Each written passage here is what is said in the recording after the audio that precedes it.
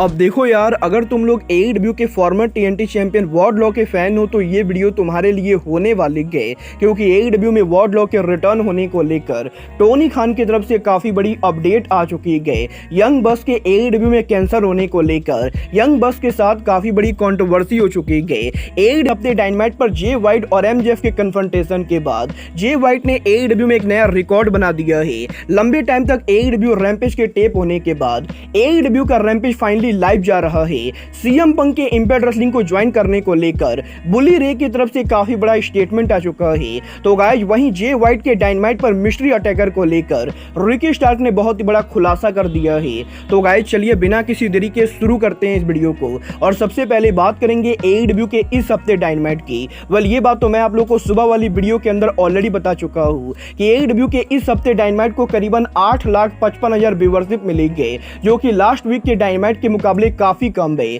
But guys, यहीं अब AEW के इस हफ्ते डायनामाइट के ओवरऑल व्यूअरशिप के सामने आने के बाद AEW के डायनामाइट की क्वार्टर व्यूअरशिप सामने आ चुकी है। और गाइस, यहीं क्वार्टर व्यूअरशिप के सामने आने के बाद अब AEW के डायनामाइट शो के ऊपर जे वाइट आर्गुएबली AEW के बिगेस्ट ड्रॉ बन चुके हैं, क्योंकि गाइस इस हफ्ते AEW के डायनामाइट शो के ऊपर जब यहां पर एडम कोल और MJF का प्रोमो सेगमेंट चल रहा था, तो गाइस इस सेगमेंट की व्यूअरशिप AEW डायनामाइट की एवरेज व्यूअरशिप थी। बट गाइस, यहां पर जैसे ही AEW के डायनामाइट शो के ऊपर जे वाइट का म्यूजिक अरीना में हिट होता है, और इसके बाद जैसे ही AEW के डायनामाइट शो के ऊपर MJF और जे वाइट के बीच में 15 मिनट का सेगमेंट होता है, तो गाइस AEW डायनामाइट पर जे वाइट के इस सेगमेंट की व्यूअरशिप AEW डायनामाइट के किसी भी सेगमेंट या मैच के मुकाबले इस हफ्ते सबसे ज्यादा हाईएस्ट व्यूअरशिप थी। क्योंकि गाइस इस हफ्ते जे वाइट और MJF के कन्फ्रंटेशन को करीबन 9,83,000 लोगों ने देखा है, जो कि AEW डायनामाइट के किसी भी मैच के मुकाबले क्वार्टर व्यूअरशिप के अंदर हाईएस्ट व्यूअरशिप है। और गाइस, जे वाइट के MJF को कन्फर्म करने की वजह से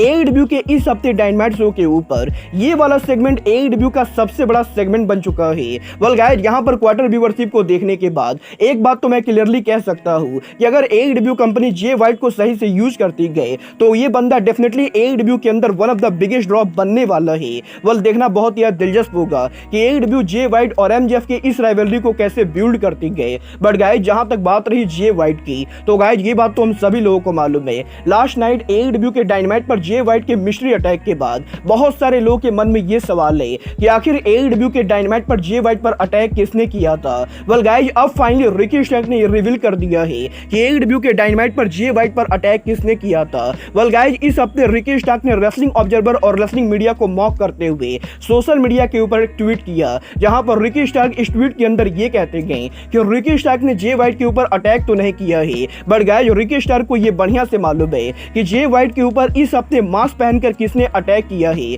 और गाइस, अगर किसी भी फैन को ये जानना है कि जे वाइट के ऊपर मास्क पहनकर किसने अटैक किया था, तो गाइस वो फैन यहां पर रिकी स्टार्क को $5 देंगे। और गाइस, अगर यहां पर रिकी स्टार्क को कोई भी $5 देगा तो रिकी स्टार्क यहां पर बताने वाले गए कि जे वाइट के मिस्ट्री अटैकर कौन थे। और गाइस, बेसिकली यहां पर रिकी स्टार्क के इस ट्वीट के द्वारा रिकी स्टार्क रेसलिंग मीडिया को मॉक कर रहे गए, क्योंकि गाइस यहां पर काफी सारे रेसलिंग रिपोर्टर जे वाइट के मिस्ट्री अटैकर को लेकर पैसा बनाने की कोशिश कर रहे गए। और यहीं बेसिकली रिकी स्टार्क ने जे वाइट के मिस्ट्री अटैकर को लेकर रेसलिंग मीडिया को बुरी तरह से मॉक कर दिया है। गाइस, अब ये तो आने वाला टाइम बताएगा कि जे वाइट का AEW में मिस्ट्री अटैकर कौन होगा। बट गाइस, चलिए फिलहाल आगे बढ़ते हैं और बात करते हैं AEW के फॉर्मर TNT चैंपियन वार्डलॉ की। गाइस, इस हफ्ते टोनी खान ने AEW के रेसल ड्रीम के मीडिया कॉल के अंदर फाइनली वार्डलॉ के AEW में रिटर्न सिचुएशन को लेकर बात की गई, जहां पर टोनी खान का ये कहना है कि वैसे तो वो AEW में वार्डलॉ के बहुत ही बड़े फैन है, और इस बात के अंदर कोई भी शक नहीं है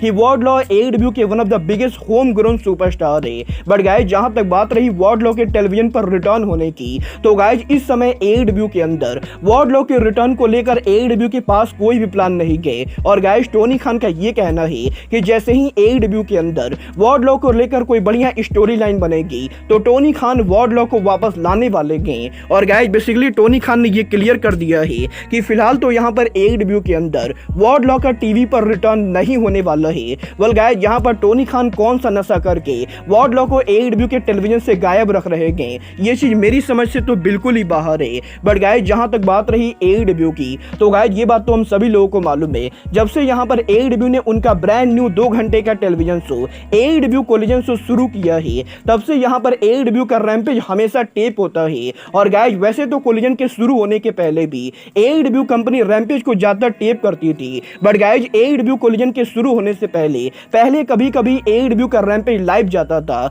बट गाइज अब यहां पर AEW के कोलिजन के शुरू होने के बाद पहली बार AEW का रैम्पेज लाइव जाने वाला है, क्योंकि गाइज इस हफ्ते AEW ने ये ऑफिशियली अनाउंस कर दिया है कि 10 नवंबर को AEW का जो रैम्पेज शो होगा वो शो AEW का लंबे टाइम के बाद पहला लाइव रैम्पेज होने वाला है। और मजेदार बात तो ये है कि 10 नवंबर को AEW रैम्पेज के लाइव जाने के बाद उसी अरीना के अंदर AEW के कोलिजन शो को टेप किया जाएगा, जो कि AEW कंपनी 11 नवंबर को ब्रॉडकास्ट करेगी। और बेसिकली यहां पर AEW कंपनी 10 नवंबर को लाइव रैम्पेज शो करने के बाद AEW के सैटरडे नाइट कोलिजन को टेप करने वाली गए। वेल गाइस देखना बहुत ही दिलचस्प होने वाला है कि AEW के लाइव रैम्पेज की व्यूअरशिप कितनी जाती है। चलिए फिलहाल आगे बढ़ते हैं और बात करते हैं AEW के EVP द यंग बक्स की।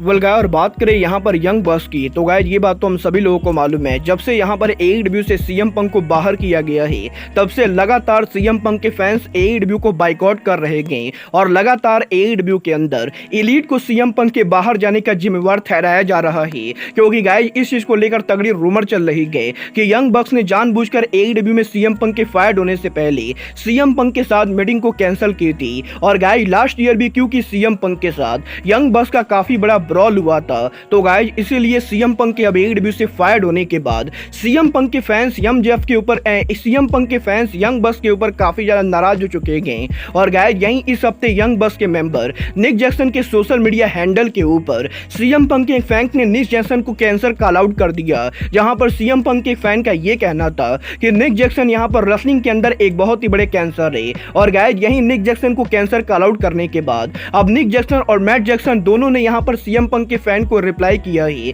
जहां पर निक जैक्सन ने CM पंक के फैन को मॉक करते हुए ये कहा है कि निक जैक्सन और यंग बक्स ने मिलकर रेसलिंग इंडस्ट्री के अंदर बिगेस्ट अल्टरनेटिव कंपनी बनाई गई। और गाइस यंग बक्स को ये बात हमेशा से मालूम है कि यंग बक्स को कभी भी अप्रिशिएट नहीं किया जाएगा, बट गाइस यहां पर इस चीज को कोई भी नहीं बदल सकता है कि आज के टाइम पर AEW कंपनी इतनी बड़ी कंपनी बनी गई, बट इस कंपनी के फाउंडेशन के ओरिजिनल मेंबर यंग बक्स है। और गाइस आज के टाइम पर यंग बक्स की वजह से ही रेसलिंग इंडस्ट्री के अंदर इतनी बड़ी चेंज हुई गए। वेल गाइज मैं यहाँ पर यंग बक्स की इन बातों से पूरी तरह से एग्री करता हूँ। और गाइज मुझे यहाँ पर बिल्कुल भी नहीं लगता है कि यंग बक्स किसी तरह से रेसलिंग इंडस्ट्री के अंदर कैंसर है, बट गाइज इस बात को भी मैं डिनाई नहीं कर सकता हूँ कि अगर आज के टाइम पर यंग बक्स AEW कंपनी को लीव भी कर देते गए तो AEW कंपनी को ₹1 का नुकसान भी नहीं होने वाला है। वेल गाइज ये तो बात हुई यंग बक्स के कैंसर होने की, बट गाइज जहां तक बात रही CM पंक की, तो गाइज ये बात तो हम सभी लोगों को मालूम है CM पंक के AEW से बाहर जाने के बाद लगभग AEW के बाहर की हर बड़ी कंपनी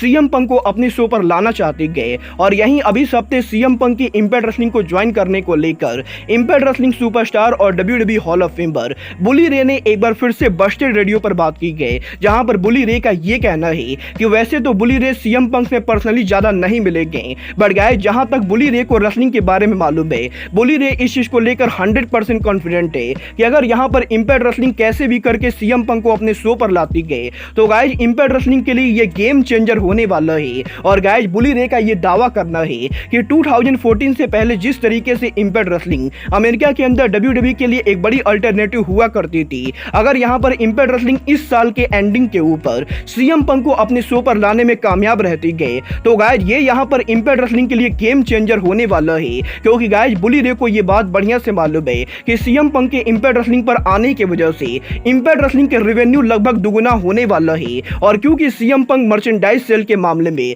रेसलिंग इंडस्ट्री के सबसे बड़े सुपरस्टार है, तो गाइज इसीलिए बुली रे ये बिलीव करते गए कि CM पंक के हार्डकोर फैन बेस होने की वजह से इंपैक्ट रेसलिंग को काफी ज्यादा फायदा होगा। और गाइज जब यहां पर सिर्फ CM पंक की वजह से इंपैक्ट रेसलिंग की रेटिंग और व्यूअरशिप बढ़ेगी और इंपैक्ट रेसलिंग के अंदर ज्यादा लोग टिकट खरीदेंगे, तो गाइज इससे ना कि सिर्फ इंपैक्ट रेसलिंग को फायदा होगा बल्कि इससे CM पंक को भी काफी ज्यादा क्रेडिबिलिटी मिलेगी। और गाइज इसीलिए बुली रे ये बिलीव करते गए कि CM पंक को इंपैक्ट रेसलिंग को एक बार मौका देना चाहिए और CM पंक को कम से कम एक बार इंपैक्ट रेसलिंग के ऊपर अपीयर होना चाहिए। वेल गाइज आपको क्या लगता है CM पंक को इंपैक्ट रेसलिंग को ज्वाइन करना चाहिए या नहीं? आप लोग मुझे कमेंट करके बताएंगे। बट गाइज अब आज के इस वीडियो में बस इतना ही, मैं मिलता हूं आपसे अपने अगले वीडियो में। बट गाइज तब तक के लिए गुड बाय,